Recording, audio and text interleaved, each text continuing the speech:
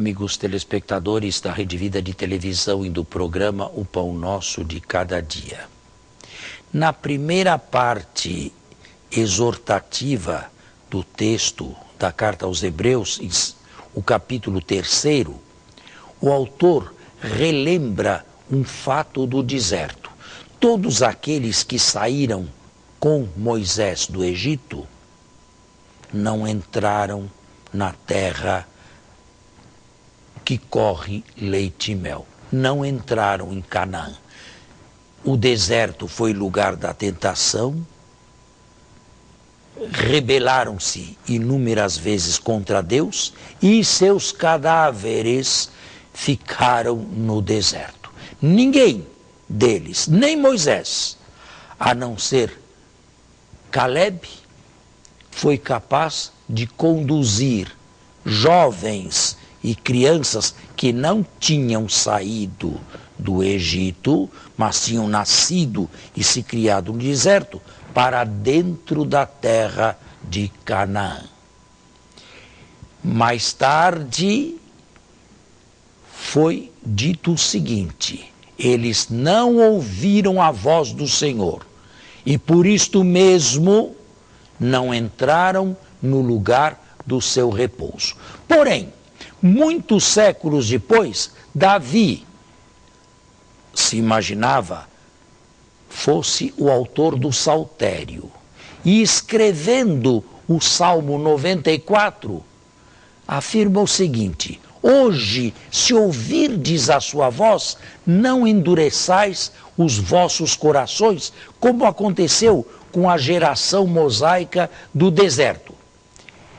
Os exegetas judeus posteriores fizeram o seguinte raciocínio: se Davi, muitos séculos depois que aqueles fatos do deserto aconteceram, muitos séculos depois que morreram os rebeldes no deserto, ao compor, inspirado por Deus, o Salmo 94, e ao escrever: hoje, se ouvirdes a sua voz, não endureceis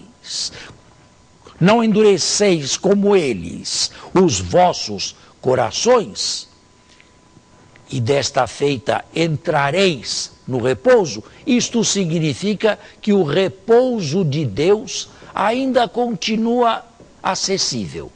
Isto significa que o repouso de Deus ainda continua aberto. Isto significa que ainda é possível entrar no repouso de Deus. À primeira vista, parece que Deus teria fechado para sempre o lugar do seu repouso.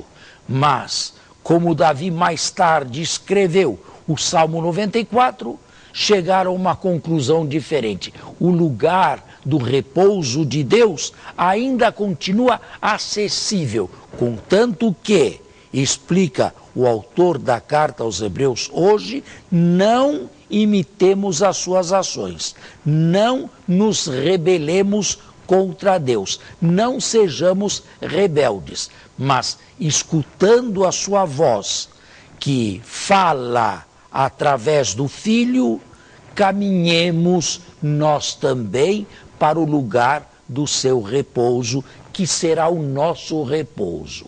Santo Agostinho mais tarde diria que Deus repousou no 7º dia e inaugurou um sábado sem fim, um sábado sem ocaso, um sábado eterno. E é para este sábado eterno que desejamos entrar, pois o repouso de Deus ainda está à nossa disposição.